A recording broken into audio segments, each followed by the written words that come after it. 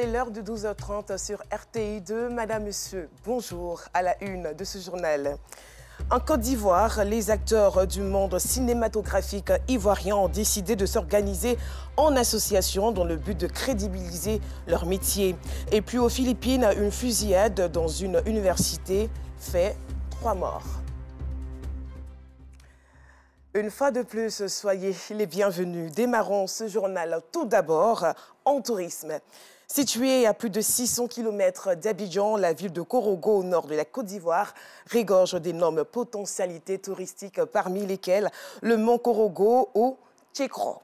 En Sénoufo, entendez par là le Gros Caillou, un site touristique qui reçoit chaque jour de nombreux visiteurs. Cette montagne vous offre une vue panoramique de la cité du Poro. Georgette Ido et Bachil Cadet s'y sont rendus. Implanté en plein cœur de la ville de Korogo, dans la cité du Poro, le mont Korogo est un site touristique bien connu en Côte d'Ivoire. Ce matin, Koulibaly et sa famille effectuent une visite sur la montagne. Bien que résident à Korogo, sa famille n'a jamais visité le mont Korogo, difficile à escalader.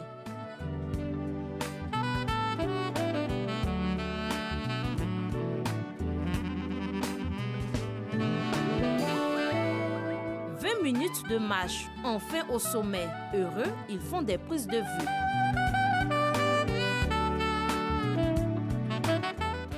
Je suis content de visiter le mont Korogo. Je suis heureux.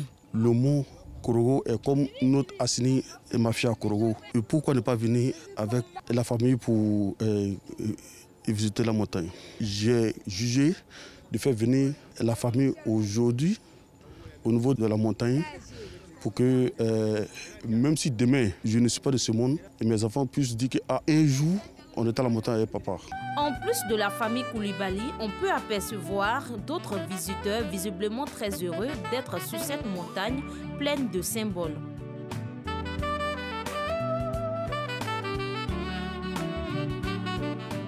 Samedi soir, comme ça, au dimanche, on vient de visiter la montagne et puis on mange là-bas on fait toute la journée ici en haut de montagne. Parce que seulement là-bas, tu vois tous les villes à côté de Korogo, donc tu vois tout en même temps. Ça me plaît. Ces jeunes, eux, sont venus de la ville de Boaké, au centre de la Côte d'Ivoire, pour passer du bon temps sur la montagne. J'ai entendu parler de ça, donc c'est pourquoi je me suis rendu sur les lieux, moi-même, pour voir. Je retiens que c'est une belle montagne.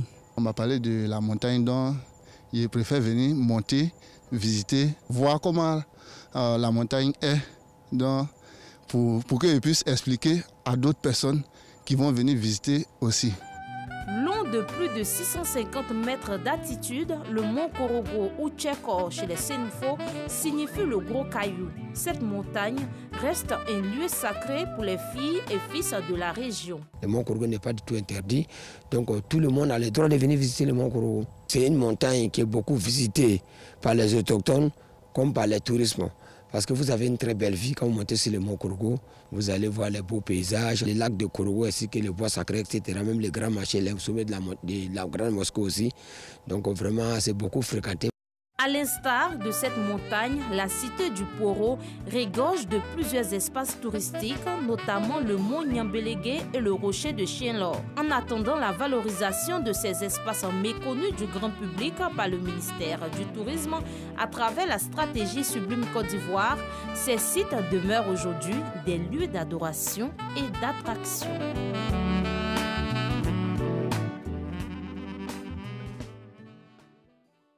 Nous vous invitons toujours à pratiquer le tourisme local.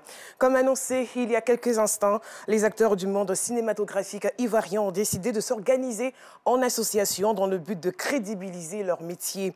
Une assemblée générale s'est donc tenue à l'INSAC dans la commune de Cocody, où le statut et le règlement intérieur ont été adoptés. Asita Sogodogo. La formalisation du statut des acteurs du cinéma, une préoccupation des membres de l'association Ciné Acteurs Formation. Pour ce faire, la mise en place d'un règlement intérieur est nécessaire, d'où la tenue d'une assemblée générale en vue de l'adoption du dit règlement intérieur. Il faut qu'on se mette ensemble, il faut qu'on réfléchisse déjà de faire un diagnostic. Qu'est-ce qui ne va pas dans le milieu? Quelles sont les embûches que nous avons sur nos routes en tant qu'acteurs?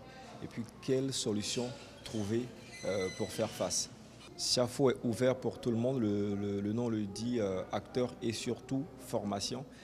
Formation à tout niveau. On aura le temps avec vous, nos partenaires, de faire un long étalage de nos activités, des articulations de SIAFO. Les acteurs du cinéma se disent prêts à accompagner ce projet. C'est une opportunité pour nous de nous réunir, de nous fédérer, pour pouvoir proposer des idées novatrices pour faire évoluer ce secteur. Il y a des associations pour les producteurs, il y a des associations pour les réalisateurs. Il n'y avait pas encore d'association pour les acteurs. L'occasion était toute trouvée. L'union fait la force. Toutes les fois on va avancer en rang divisé, on ne fera rien en fait. Pour toutes les grandes nations qui s'en sont sorties, comme le Nigeria, comme l'Inde et comme les États-Unis, comme vous voulez, ce sont des personnes qui ont décidé d'avancer ensemble.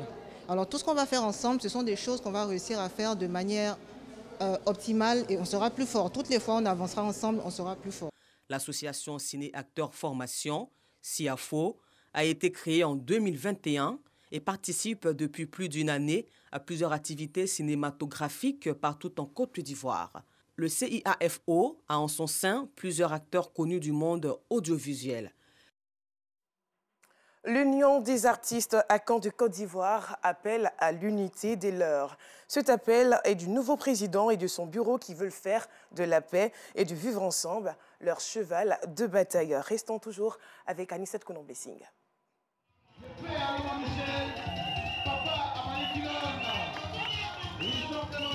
Ils ont répondu présents à l'appel de leur président.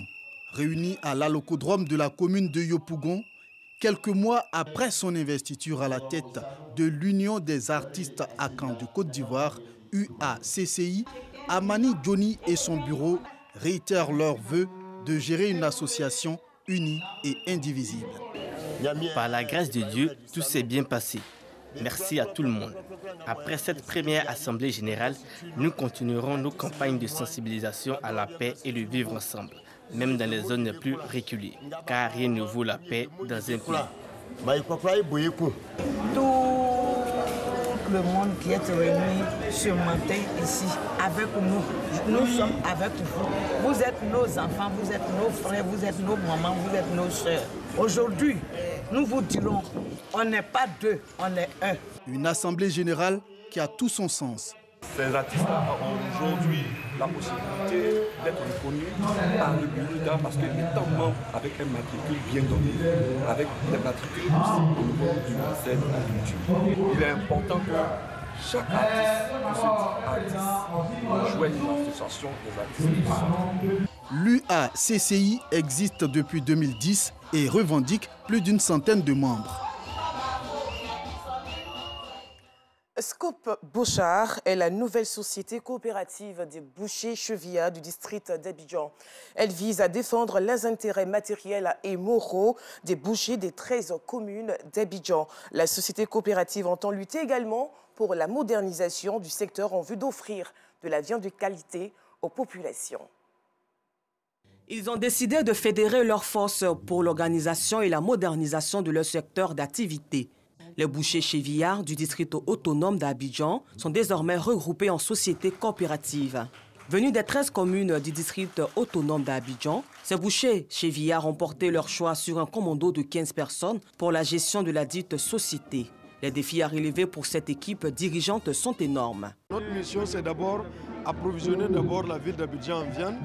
La deuxième, c'est d'agréer tous nos bouchers de rentrer dans les normes, de faire les radios, les visites contre-visites parce que nous manipulons la viande. L'abattage clandestin, nous sommes en train de nous organiser pour lutter ensemble avec la direction des services vétérinaires pour que, comme d'habitude, les Ivoiriens mangent la viande de qualité et pour être en bonne santé. Pour l'atteinte de leur objectif, ces bouchers peuvent compter sur le soutien du ministère des Ressources animales et halieutiques. Il faut que les acteurs s'organisent. Et lorsque ces acteurs sont mieux organisés, l'administration peut mieux les accompagner. Et aujourd'hui, le ministère est disposé à les accompagner jusqu'à l'obtention de l'interprofession de la filière bétail-viande. c'est ce qui va amener plus les bailleurs de fonds. La société coopérative des bouchers chez Villard du district d'Abidjan, Scoop Boucha, revendique 2000 membres. Donner de sourire et une éducation à travers la scolarisation des enfants défavorisés est l'objectif que s'est assigné depuis 20 ans la Fondation Robert Fiadio. Cette fondation a donc décidé de marquer une pause et célébrer ses 20 ans d'existence et 10 ans d'activité de son centre d'éducation dénommé Esres d'Atekoubé 3 à Sita Sokotogo. Visite guidée, témoignages, ce sont entre autres les activités qui ont meublé la célébration des 20 ans d'existence de la Fondation Dr Robert Fiadio et les 10 ans d'activité de son centre d'éducation dénommé Estras. Avec 21 élèves en 2012, l'école primaire compte aujourd'hui 295 élèves. Un travail de longue haleine qui réjouit le responsable de l'école et représentant de la Fondation. À l'origine, cette école a été inspiré par un fort taux de déscolarisation que nous avons constaté en 2011. Nous avions fait un sondage sur 4 demi-journées de trucs que nous avons fait dans les rues en train d'enregistrer les enfants qui n'allaient pas à l'école. Et nous en avons dénombré 428. Ça nous a interpellés et nous avons sollicité quelques partenaires, ça et là, pour pouvoir commencer les premières classes. Ce sont des élèves brillants que nous avons récupérés dans les rues. La Fondation Fiadio également intervient dans plusieurs domaines tels que la santé de la mère et de l'enfant, la formation des jeunes et puis l'insertion socio-professionnelle des jeunes désœuvrés. L'endroit même, c'était un dépotoir. C'est sous les préaux qu'on a commencé les cours. Dans la première année, je pense, il y avait 21 élèves. C'est à partir de la 3e année qu'on a eu 3 classes, c'est-à-dire une classe de maternelle et puis la classe de CP1, CP2. Donc on a 94% d'admis. Les parents d'élèves, quant à eux, sont reconnaissants. La Fondation Dr Robert Fiadio a donné une chance aux enfants de couches défavorisées. Je remercie Mme Fiadio, ce qu'il a fait pour moi et mes enfants. Excellence, savoir, devoir, responsabilité, amour, sagesse. Joyeux anniversaire, Esdras. Les agriculteurs regroupés au sein de l'Organisation nationale des agriculteurs de Côte d'Ivoire s'engagent pour de meilleures conditions de vie de leurs membres. À cet effet, un délégué national a été élu puis investi à Montezo, dans le département d'Alépé. Son nom, Faustin Mambo. Boko Clément. Face aux défis du changement climatique, les agriculteurs ivoiriens mutualisent leurs forces pour trouver des solutions à la sécurité alimentaire. L'Organisation nationale des agriculteurs de Côte d'Ivoire, ONACI, initie alors une journée nationale de l'agriculteur célébrée ce 23 juillet à Montezo dans le département d'Alépé. Invité d'honneur à cette cérémonie, Gueux Mathurin, opérateur économique, prône le changement de méthode de travail. Tout passera aujourd'hui par la mécanisation. D'abord, il faut organiser nos mamans, les envoyer aller aussi vers nos ministères de tutelle et leur donner les moyens, quelques moyens pour commencer l'agriculture, pour ne pas que tout reste dans la parole. Les agriculteurs ont été instruits sur l'attitude à adopter face au changement climatique. Au cours de cette cérémonie, le délégué national de l'ONACI a été investi. Faustin Mambo voit grand. Nous voulons conquérir le monde à travers cette initiative. Nous n'avons pas à nous limiter qu'à la Côte d'Ivoire, c'est de créer un réseau continental, à savoir mondial. Et donc, cette ambition, pour l'atteindre, il faut partir de quelque part. Voilà pourquoi nous avons commencé avec la valorisation de l'agriculteur.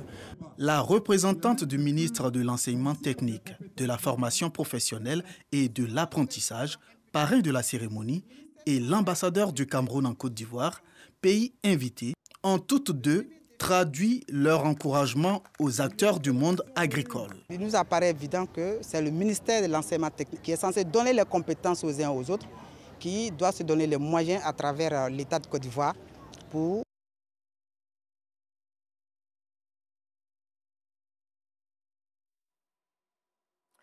Et pour terminer, aux Philippines, une fusillade dans une université de Manié a fait 3 morts. L'attaque s'est produite alors que des étudiants en droit et leurs familles arrivaient à la haute école pour une cérémonie de remise de diplôme. Le tireur présumé a été arrêté. Et voilà, prend fin ce journal. Merci de l'avoir suivi.